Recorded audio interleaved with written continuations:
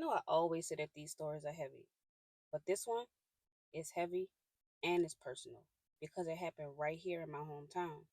So many people walk right past it without even knowing it. So let's get into it.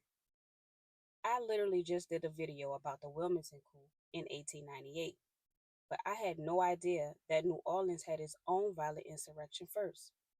On September 14, 1874, about 1,500 members of the White League, a white supremacist group made up of ex Confederates, launched an armed attack on New Orleans. And this wasn't random. At the time, New Orleans was still the capital of Louisiana. Governor William Pitt Kellogg was right there, and they came to overthrow him. This was during Reconstruction, a time when black people were finally gaining real political power. Black men were voting, serving in government, working as police officers, and helping run the city. Governor Kellogg was a pro Reconstruction Republican, and his lieutenant governor, Caesar Antoine, a black man. The White League wasn't just mad about one election, they were furious about the whole shift happening around them, and they decided they were going to take it back by force. So let's talk about the White League's attack. They cut the telegraph lines so the city couldn't call for help. They stormed the State House. They killed between 13 and 16 people, depending on who you ask. Most of the deaths were among the integrated police and state militia defending Kellogg's government. A few White Leaguers died too, but not as many. Now, here's something a lot of people don't know. The forces defending Kellogg weren't just random police. They were led by James Longstreet, a former top Confederate general who had switched sides after the war. Longstreet supported Reconstruction and believed black people had the right to political power. He even deputized black citizens and loyal Republicans to defend the city. During the battle, Longstreet was shot, wounded, and captured by the White League. After that, white Southerners turned on him completely. They called him a scalawag. Now, I didn't even know scalawag was a real word, but apparently a scalawag was a nasty word they used for any white Southerner who supported blacks' rights during Reconstruction. So if they called you a scalawag, that meant you were trash. You were a disgrace to the South. It was a serious insult, and Longstreet wore it for the rest of his life. Governor Kellogg survived hiding inside the U.S. Custom House. That's that big gray building right on the corner of Canal and Decatur. If you're from New Orleans, it was home to the insectarium for a while.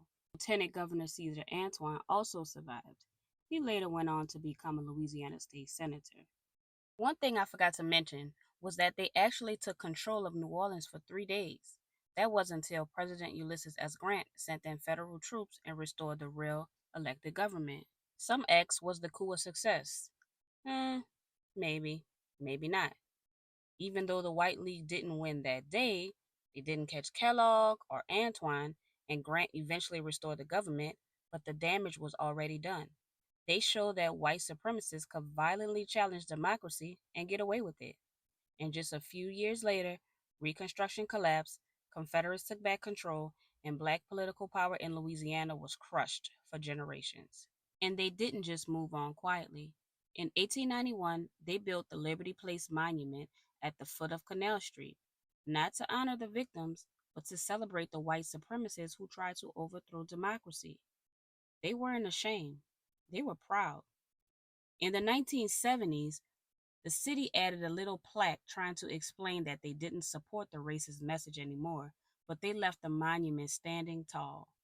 By the 1980s and 1990s, the Liberty Place Monument had become a rallying point for white supremacists, including the KKK and David Duke supporters. Yes, right there on Canal Street.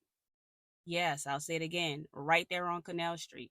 If you're from New Orleans, just picture yourself standing on the neutral ground between Saks and Harris, and that's where the Klan and white supremacists used to gather.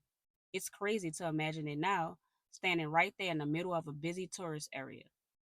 But in the 80s and the 90s, they were actually holding rallies right there.